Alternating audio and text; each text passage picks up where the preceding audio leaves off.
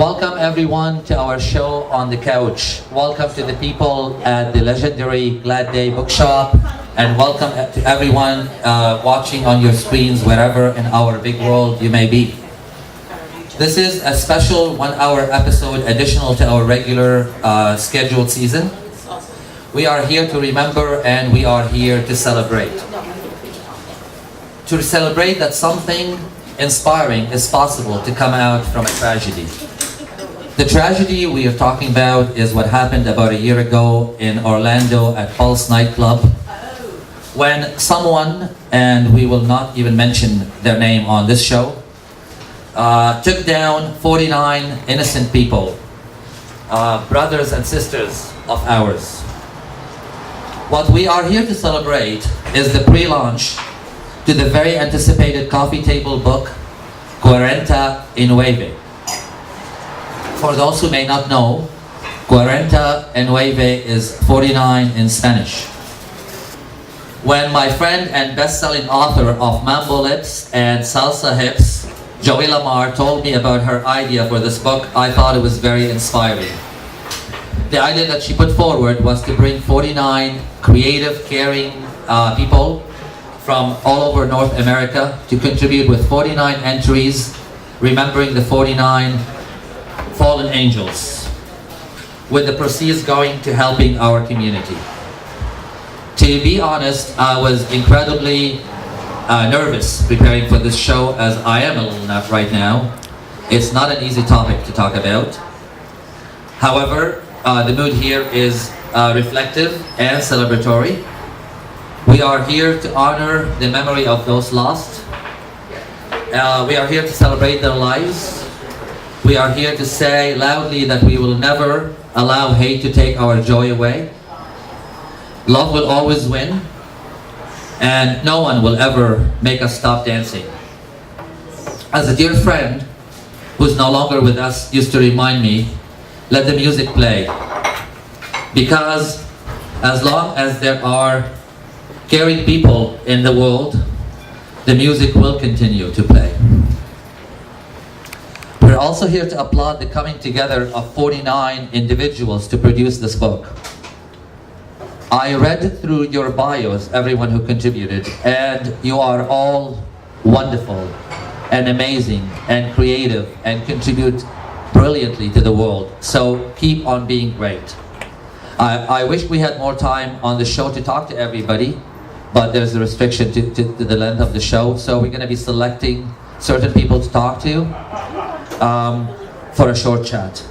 So let's get to it. We're going to find out more about the project, and we have a performance of a new song dedicated to Pulse coming up later in the show.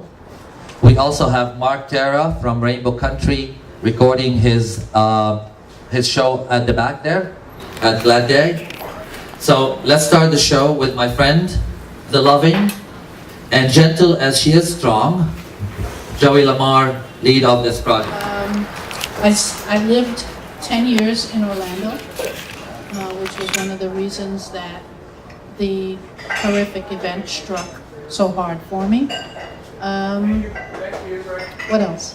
That's good. That's good. I'm married. She's married. I'm here in Canada because Of love. because of love. How long? Yay! Thank you, love.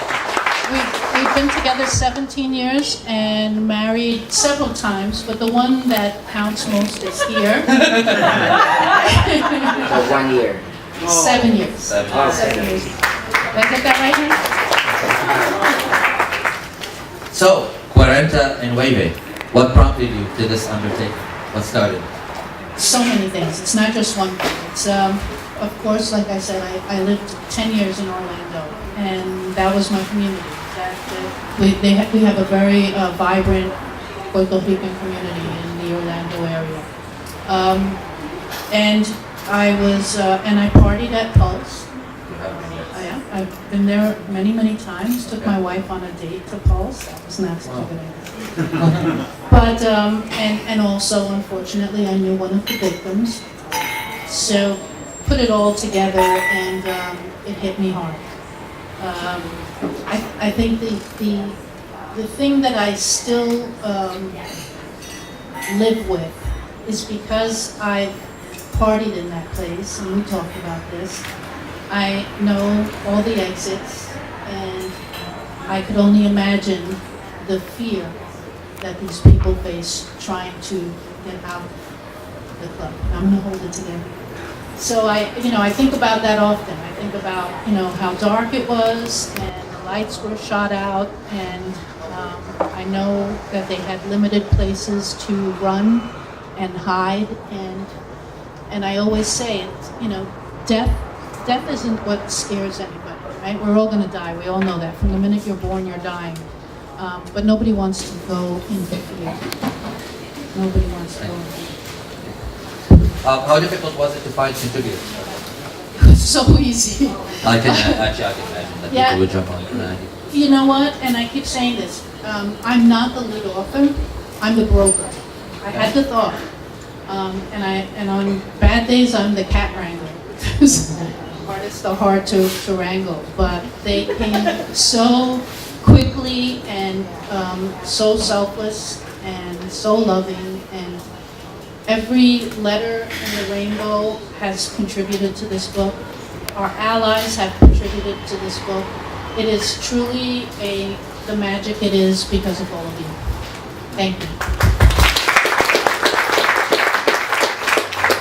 Tell us a little bit about the contributors. Not too much, just because we can talk to some, but give us an idea about who are those. Well, they're pretty. They're very pretty. They're beautiful. They're good-looking people. I didn't do that intentionally. They just flocked to me. My wife was worried a little bit. But they're talented in a variety of ways, right? We have writers and poets and photographers. We have film writers and directors. We have artists. It's just, and then we have, people like my wife who never put pen to paper in that fashion. She's a businesswoman, but she was moved enough to put out some beautiful poetry as well. And it's just an amazing, magical compilation of talent, love, light, and kindness. I was really mind blown by all the bios that I read and the amount of talent in this book. So I can tell you that every time I speak to the publisher, they have this woman assigned to me for the project. Every time I speak to her, she starts to cry. And it's like, you cannot call me and cry anymore. You're going to get dehydrated. So Joey, the book was originally slated for release on the date of the anniversary, but that was changed. When is the release now, and what was the reason for the change? The official date now is September 12th, Okay. 2017. So we have a solid date? Okay. We have a solid date. Okay. The reason for it is that the publishers, in their great wisdom, decided that the anniversary date of the event itself was a time of grief and not a time to be celebrating. There were also lots of things done throughout the world in remembrance of this, so we didn't want to get lost in that. And what I was saying before was that this is not a book for sale in the typical It's sense. a contribution. It's a contribution. Yeah. It's a memory. It's something that I think everybody, not just in the LGBT community, but allies as well, because this can happen anywhere. Historically, this was the largest massacre. Hold on. 1, 2, 3, go. Historically, this was the largest massacre in the U.S. At gunpoint. Of LGBTQ or in No, general? no. In general? In general. Oh. In general, these are the most people killed by a gun in one day in the U.S. And also, it not just decimated the LGBT community of that area, but it also decimated the Latina community. I know a website is in the planning as Yes. well. Tell us about how it worked, what the purpose of it. I'm assuming it's an opportunity to get further acquainted with the contributors. Absolutely. So what we plan on doing is having all the contributors listed on the website and links to either their websites or to their bios or to what they're doing, whatever we want to kind of pay back for their kindness to further their ambitions as well. It'll also talk about the book. It'll talk about the history of the massacre. You'll be able to buy the book from there, and we want people to also be able to vent on the website. You know, if they were in Orlando, if they're grieving, if they're just moved by it, if they like the book, if they don't like the book, we want to hear it all. So it's going to be a great website. Very nice. And the proceeds from the book are going to who? The proceeds of the book are going to two very important organizations. The first one is Pride School Atlanta, which is a school for LGBTQ++ children. I think it's important that we support these kids. It's one of the first of its kind. It's an independent school, and it gives them a comfortable place to grow and learn, and become accepting adults themselves, but also to become confident adults. And then a small portion is going to GLAAD. Gay and Lesbian Alliance Against Defamation. Correct. They've been an advocacy group in the U.S. for a very, very long time, Great and just giving a little bit back to them for all they've done for us. Okay, we're going to take a little break. Then I'm going into the audience to chat with some of the contributors. Plus, I'll be chatting with other contributors via Skype from all over North America. So thank you, Joey. We'll be back with Joey later on in the show. Let's take a break now. Thank you.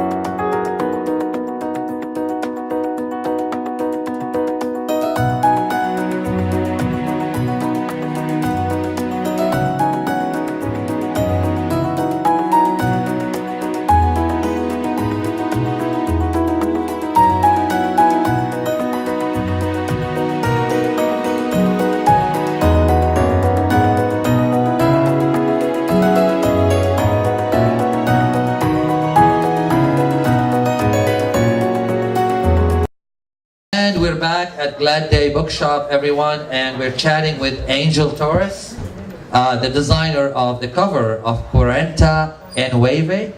What inspired? I wanted to capture something as an homage to the memory of this, something to do with justice. And when I was first told, when Joey first mentioned it to me, I was just instinctively drawn to it. And I thought it was such a beautiful project. Idea. And I wanted something eloquent. So it represents a candle with all the candles behind it?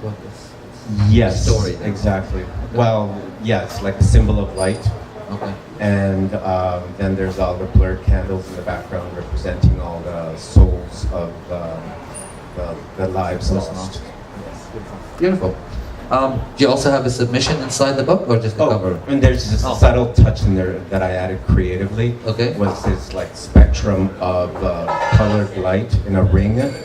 I actually noticed that when I was looking at the book. Yeah. Which represents like the LGBT community aspect of it all. Oh, okay. Okay, so do you have a submission inside the book, or just the cover? Yes, I Okay. do. What's your submission? Joey granted me 3 pages, and I put in there some photography and some poetry as well. Beautiful.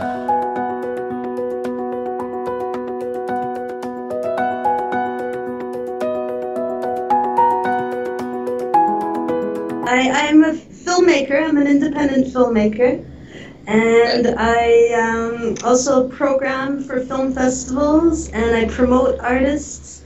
And my most recent project is a pretty huge project called 75 Shots, and it's a film training program for LGBTQ people living in a third of the countries in the world that criminalizes homosexuality. Great work. What were your thoughts the time you heard what happened at Pulse, the day off, the night off?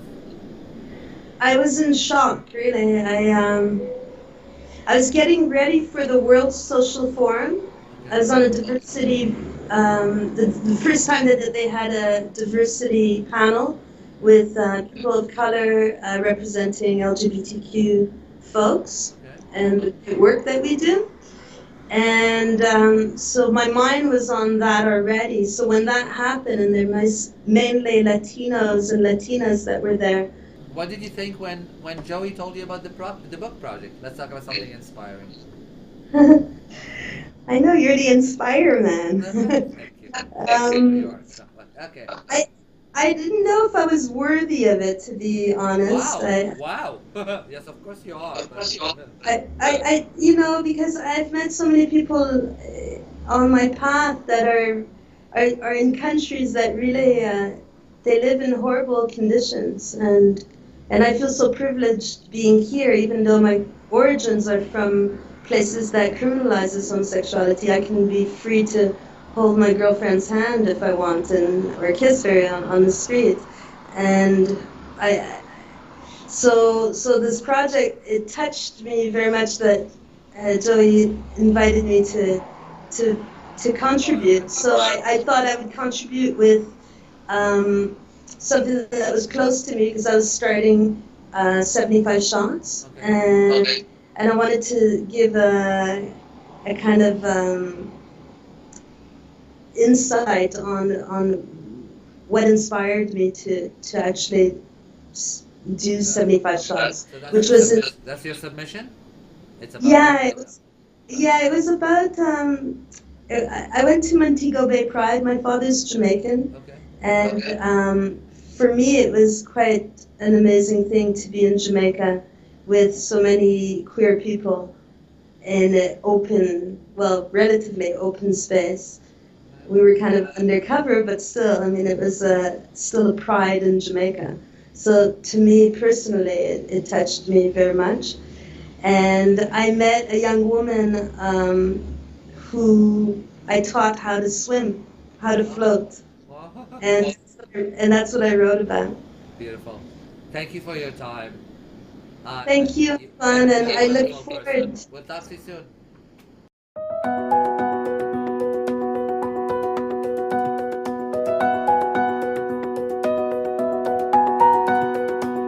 Monica, glad to have you here at Glad Day for this wonderful book launch or pre-launch. I read in your bio that you do a lot of things. I don't want to screw it up, so why don't you tell us what you do? I like to round it up by saying I'm a storyteller. I just like to tell stories, and if I can, different mediums to tell them, I'll take it. And that's mostly it. I do film, I do theater, I do a lot of comedy, a lot of stand-up comedy and improv here in Toronto. But yeah, mostly it. You're a multi-talented artist. I do what I need to survive. Nice. Why don't we talk about your submission? What did you submit to the book? I submitted this short / poem story in English and Spanish, which is something I love that we could do in this book. And it's kind of a true story of when I met the first girl I fell in love with at a nightclub in Mexico. I'm from Monterrey, Nuevo León, and clubs in my hometown were sacred because it was the only place we had to actually be out. Like keep hiding but be out. So for me, that was really shocking that I met one of the person who I thought it was the love of my life in a nightclub while dancing. So I wrote about that. I wrote about how when you dance is one of the ways you can just be like leave everything behind and just kind of be present in that moment.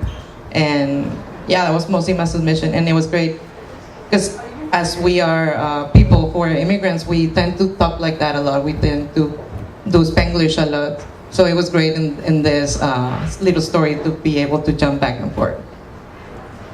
I always wondered when the shock and sadness when something like this happens, goes away a little bit. We're usually more determined. Like I remember last year at Pride, I really wanted to be out everywhere and go everywhere because I didn't want to feel that we were stopped from living. And what were your feelings around that time? it was kind of hard for me because I'm actually not out in Mexico, which is really tricky. And it was really hard for me because I really wanted to post something about it. And I just wanted to talk about it and I couldn't. And I was really afraid mostly of the reaction people I knew back home will have to it. And mostly because I knew a lot of people that are close to me were gonna say horrible things about it. So that was the thing that made me really nervous to be like, I wanna grieve, but it's hard because you also don't wanna take the bad things that are gonna come through you expressing what you really felt about that tragedy. We have so much work to do still. Yeah, thank you. Let's close our eyes and imagine a world that doesn't have any hate. What would that world look like? Like Glad Day Bookstore. Wow! Yes! Yes! Thank you. Yes, that's the kind of world we want to be in, where everybody's in love with everybody. Thank you. Thank you, Monica, for your time. Thank you so much.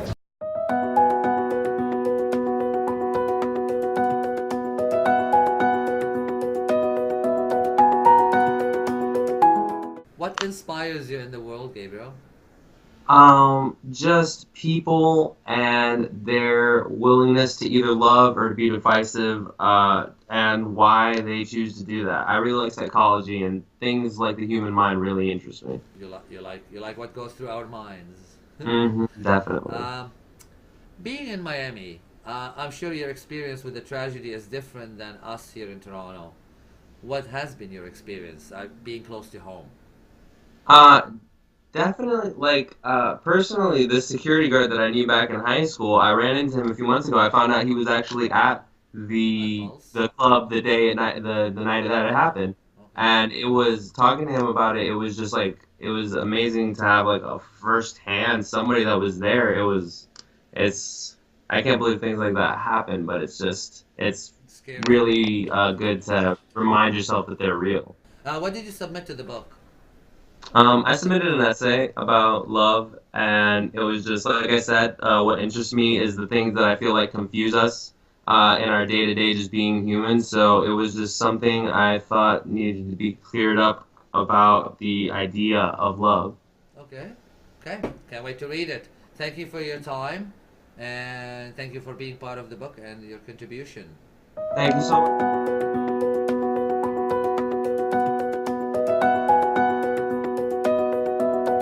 Danielle, you're a police officer.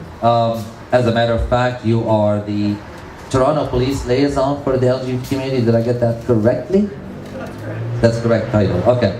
I hope this is not a challenging question, but as a police officer, does it feel different when something like this happens from your perspective, from your job? There's many different layers for me, to be honest with you, and when this happened, it was hard on all those layers. I've been part of the community for over 20 years. Currently the LGBTQ liaison officer.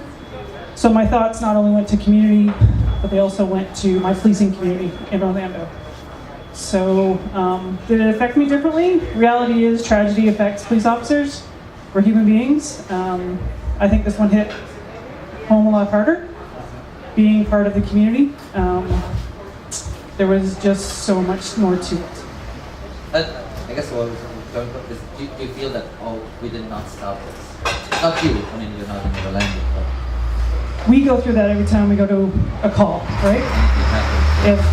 If it doesn't go the way we would like to see it go, what could we have done better? What could we have changed, right? Thank you for your service. What did you think of the idea of the book when Joey approached you? A little bit intimidated. I'm not a writer. Married to a teacher, but I'm not a writer. But I also felt that, I was honored that Joey asked. And very appreciative that she was bringing in the first responder piece. Not that I was down there, but it's a little bit of a voice for my policing family that's down there, and I've been in contact with the LGBTQ liaison officer from Orlando. We're good friends, so that was the first person I reached out. Let's talk about your submission. What did you do? You mean what I'm about to do? Yeah, let's do that. It doesn't, like I said, writing, what did you do? It doesn't come easy, but I think it's so important to not only talk about my own story, but the policing story. the effects that this had on my family as a police officer. Okay. I think some people overlook that, and I can tell you it's been extremely hard for them, and it will continue to be extremely hard for them, especially when they're doing work in and around Pulse Nightclub. And Danielle, how do we move from here forward? We keep on talking, we keep on communicating. I would like to get rid of the hate, whether it be in person, online, whatever form that is. There's a lot of hate going on, not only here, but across the world. We need to get rid of that, folks. We're human beings. We need to start respecting each other for that, however that may look. Wonderful. Thank you. Everyone, we're going to take a little short break, and we'll be back here at Glad Day. Thank you.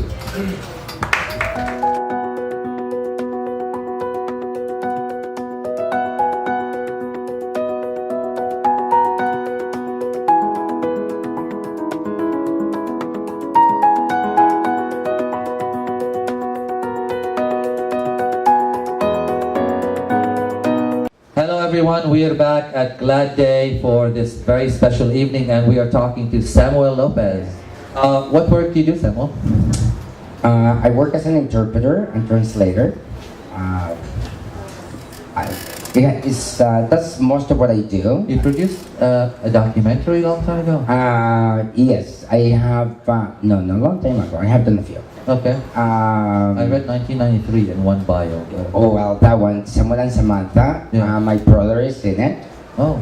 And it's an interview he does with Samuel and Samantha, being me and I.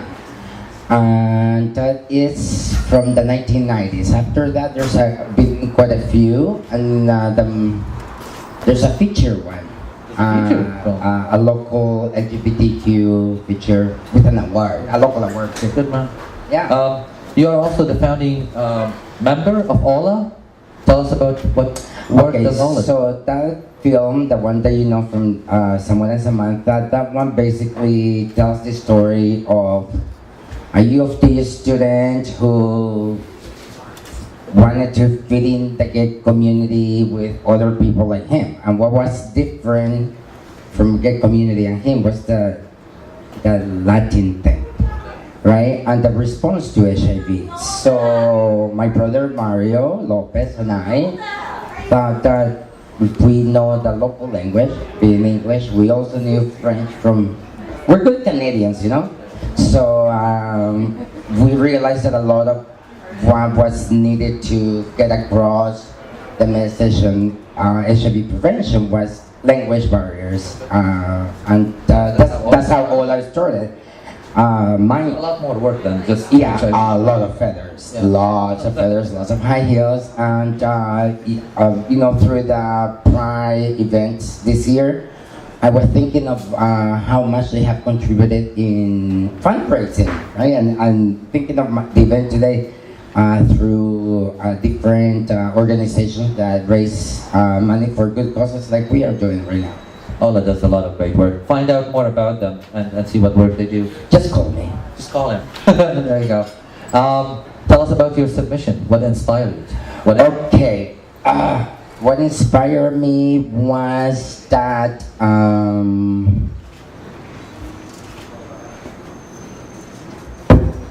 my brother Mario, and I'm actually happy to see faces here, the new Mario. Mario inspired me to that submission because I could just see him being there, letting the music play. I knew Mario too, so yeah. Thank you.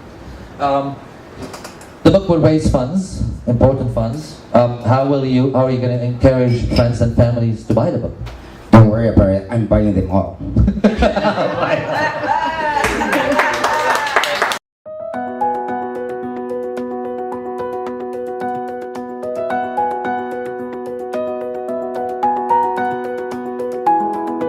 Let's talk about what you do. What's your daytime job, Siri?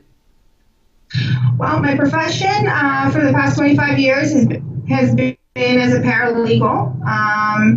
I've worked in many law firms throughout that time, and now I'm doing that from home on a consulting basis. Lovely. Good for you.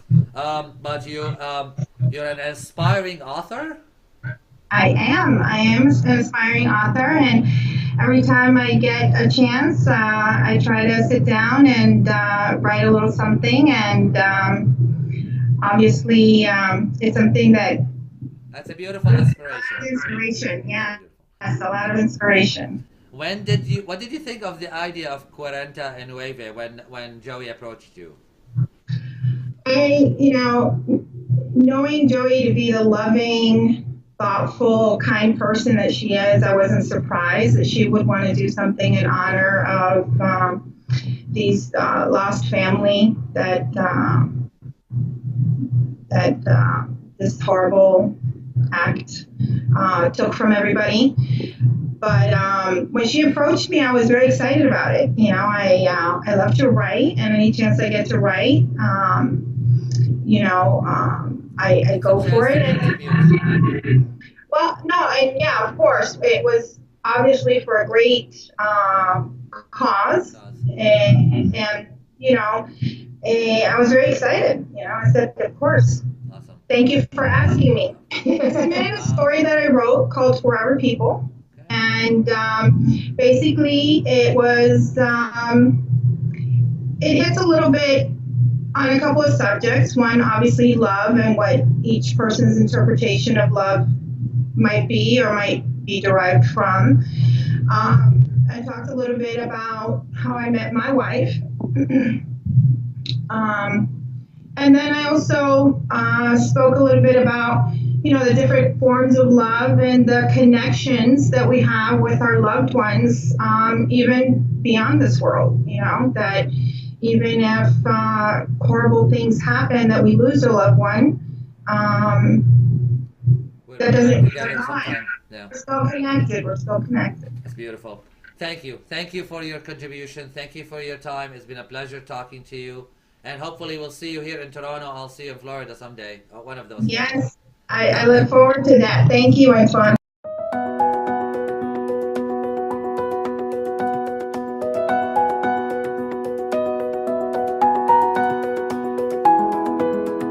Everyone, all our guests are wonderful and special, but we are talking to a rather very special guest. Natalie Jens Lamar is Joey's wife, or as Joey messaged me saying, she is my queen, love of my life, my muse, and female extraordinaire on all levels. That's a tall order. She loves you, what can I say? So, what was your reaction, Natalie, when Joey told you about this book? And I'm sure it was a big, yeah. Well, because she's an author, Yeah. I thought it was just another book that she was going to do, and there was a lot of emotion with this particular book that she put into it. I didn't know until later that she was gathering the info for the book by going out and soliciting 49 contributors, one of which is myself. And I didn't know that I was going to be one. What do you do on your daytime job? I am a tax advisor for IBM. Oh, that makes my brain bleed. Yes. Mine too. My creative. So, what was your submission? What did you submit to the book? Tell us. I put together a poem, or just a bunch of words that really don't that have meaning, but not necessarily rhyme like a typical poem would rhyme, because. What does it say? Tell us the whole poem. The gist of it is actually I was inspired by a particular song. It took me a long time to put pen to paper. It took me weeks and weeks, in fact, because I couldn't put anything in. Nothing was coming to my head until I heard a song on the radio, and then I realized that I wanted to draw from my own personal experiences and from the women in my life, the very, very strong women in my life. And so I put something in there, and of course it ends with the number one woman in my life, and that's my spouse. I can't wait to read it. I'm not allowed to see any of the submissions yet until the day of the book, so I only read your bios, guys. I know it's a big question, but I also know that you like to ponder big questions. What do you think is it that we can all do as a species and a society that we can start creating a safer and more loving world moving forward? One word comes to mind, and the word harmony really does come to mind, because I think that if we were more harmonious, we would be loving towards one another, we would be tolerant towards one another, we would be kind to one another, and all of it has the, this thread of harmony. We need to harmonize, and I think that there's not enough harmony right now in the world. I love you and thank you, and keep taking care of our Joey. I will. All right. Thank you.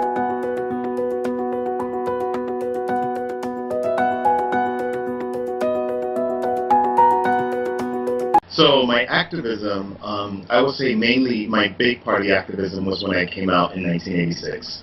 And that was, for me at the time, I was fighting for my life, fighting for my community. And so I became involved in organizing in the Bronx, with gay men in the Bronx. And so with the activism kind of takes different forms. So I formed a theater called BAD, the Bronx Academy of Arts and Dance.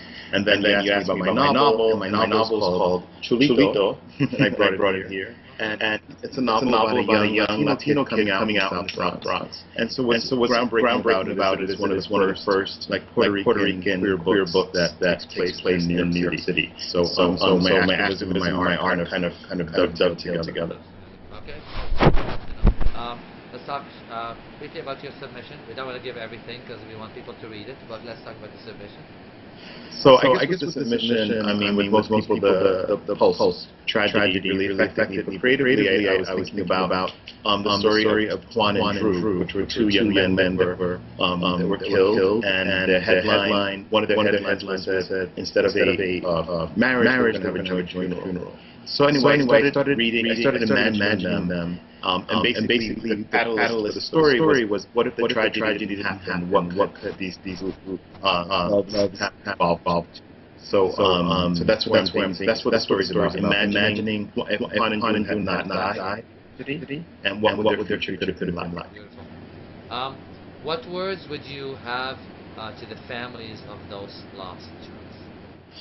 Well, I would say that I share that incredible pain as the country did and the world, but was that the lives weren't in vain, they weren't lost in vain. Off of that, it was a great moment for the world to come together, for communities to come together, create stability for Latinos, particularly queer Latinos, and off of that, lots of movements, energy, and so.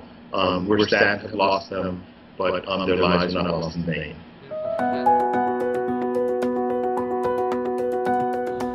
And we're back at Glad Day, and we're talking to Kareem Ladak, correct? Correct. Fascinated with your bio, Kareem. You lived in 10 countries and traveled to 150 countries around the world. You have a reason for that. Tell us all about that. So I have a theory in life, which is when we're born and throughout life we get dealt a set of cards. And I got dealt 7 cards, one of them being my roots are in India, I was born in Tanzania, and so on and so forth. But then how you deal those cards, how you play those cards is what life is about. Okay? So I happen to just inherit a life which took me around the world. It took me around the world. I was born in Tanzania. Tanzania got nationalized when I was about 13, so my parents had to rebuild their lives. I moved to Kenya. I came to Canada, then I went to Jerusalem, Paris, London to pursue further education, came back, joined Procter & Gamble, and then I was with them, and I went to India, Japan, came back, Russia, Romania, came back, and so you have very nomadic feet when you have a life like that, which reinforces many of my core beliefs, which is immigration is a good thing. And that was really kind of the genesis of the bug to travel.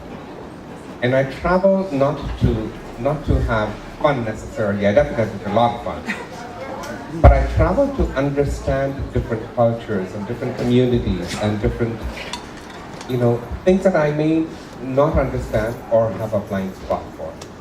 And Having traveled this extensively, what do you think of the world? What's your opinion? So many opinions, but the one thing that I will tell you that stands out to me is we are just one global human race. When we come into the world, we cry. When we die, others cry. And as Kate said to me, in between we have each other. You have a motto in life that I love. If it is to be, it's up to me. As someone who's very community involved myself, I find that sentiment something that I really appreciate. What does that line mean to you? And what would you say to everyone about getting involved in our community and the world? So the line kind of evolved as my career evolved with Procter & Gamble. And I tell you, I think there are so many people who are, if this were a tennis match, they would be spectators. And I don't want to be a spectator in life. I want to be on center court and driving the balls forward, So I think there's too many, in my opinion, people in the world will sit on the sidelines and essentially say, I wish this would be so. And I go, you know what? Do it. Just take the courage and do something about it. Because if you're not, then you can't blame the 7 point whatever, 1.4 billion or whatever people we have on the planet. So, yeah. All right. Let's talk about your submission to the book, then. So the submission in the book was when I was in Montego Bay last year in October, and I went inspired by a friend of mine who is organizing a pride in Montego Bay at the expense of his personal safety. And he's a Caribbean man, and I really felt last summer that the black and brown need to hold hands, to be very blunt, okay, in solidarity. And so I said, I'm gonna go to Montego Bay Pride. I went there, I met a bishop from Uganda who had traveled despite some protests from his community in Uganda.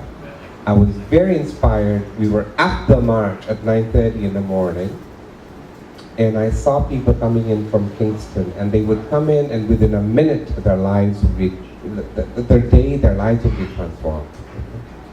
So I saw people who came in as men, and they became something else in a very short period of time. I was very inspired by that. I cried, and unlike Natalie, it was an out. So we both have outbursts, but mine came in 10 minutes. Kareem, if you have one single wish that you can be granted to be used only for the good of the world, what would that wish be? The wish would be an appreciation of each other. And that's it? Thank you.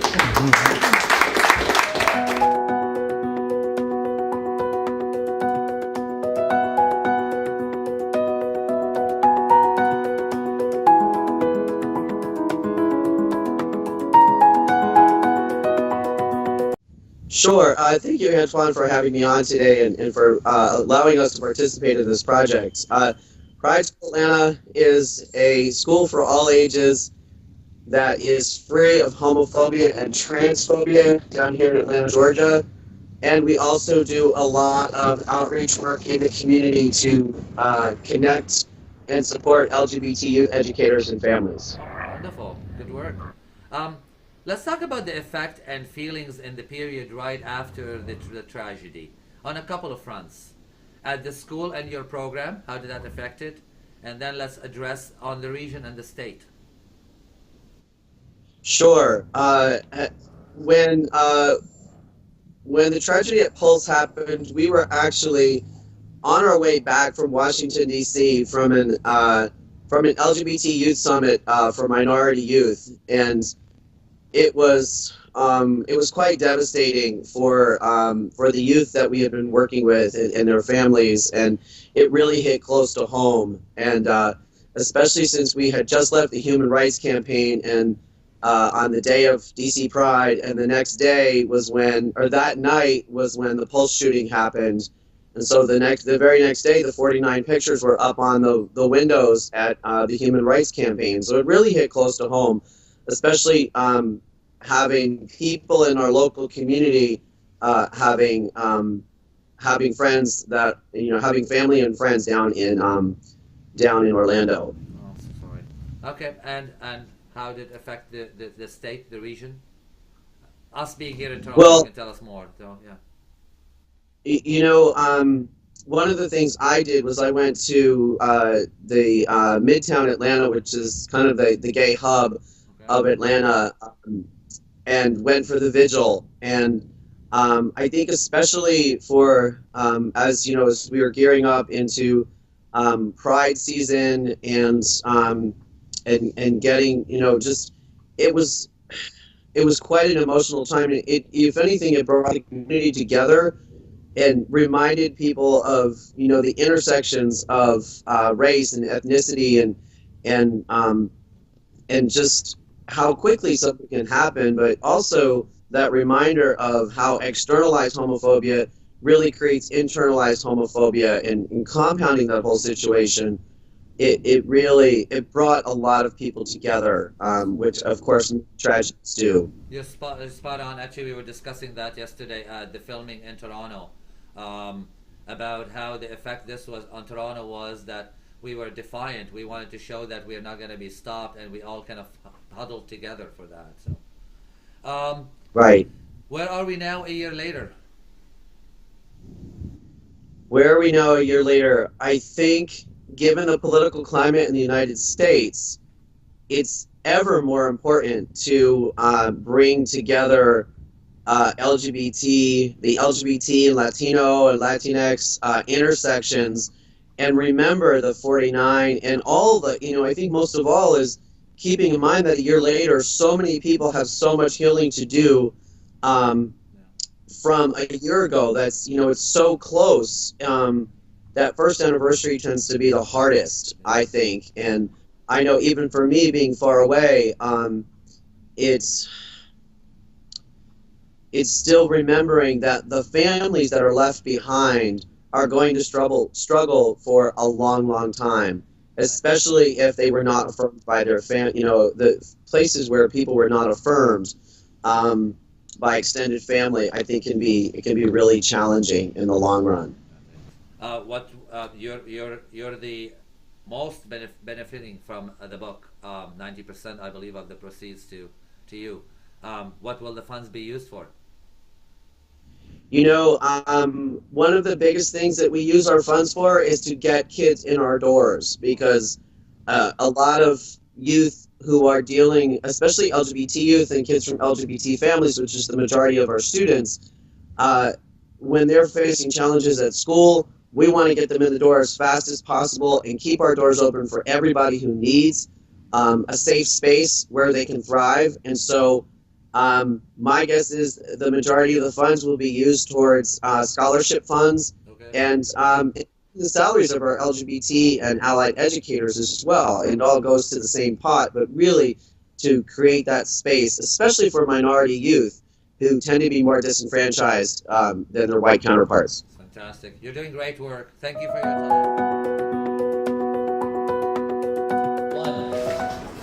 Back at Glad Day, everyone. And we have a special number to introduce. This original song debuted recently in memory of Pulse. Written and performed by artist Aaron D'Souza. Let's have a listen. This song is called Wings of Love, and I wrote it in memory of those who we lost at Pulse a year ago.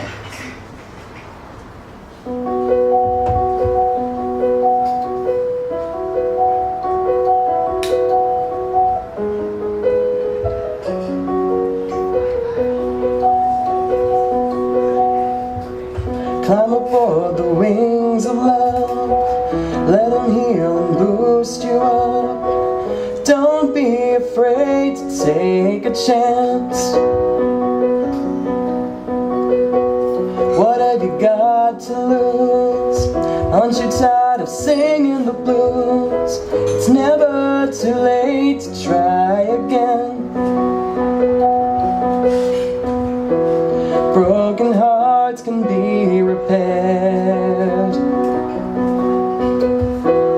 You will find someone who cares. Let there be love in your life. Don't shut it out. It's gonna be alright. Climb aboard the wings of love. Let them heal and boost you up. I know you've been hurt, but the past is done. Don't settle for being a victim. Your future can be rewritten. Love is always there for everyone. Broken hearts can be repaired. You will find someone who cares. Let there be love in your life. Don't shut it out. It's gonna be alright.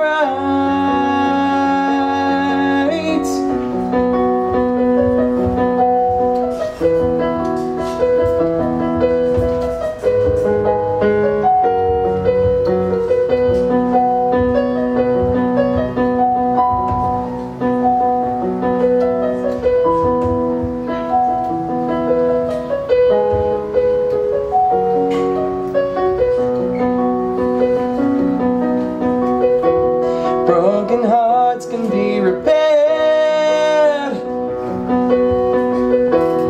You will find someone who cares. Let there be love in your life. Don't shut it out. It's gonna be alright.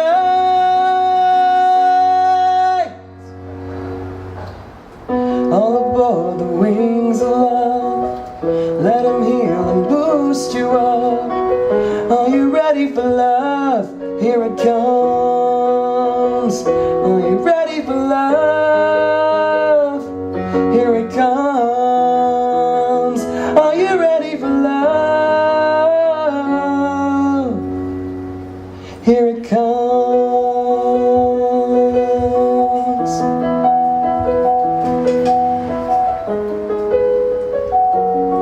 Here it comes.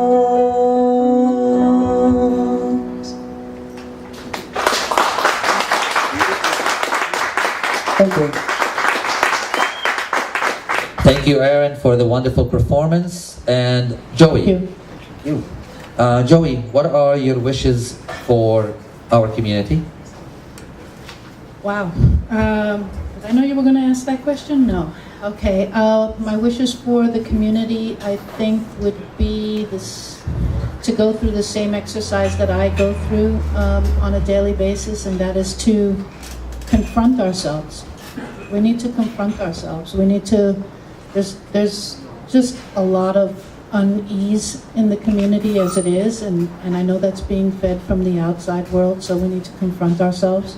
You know, the Dalai Lama says that the definition of love is the absence of judgment.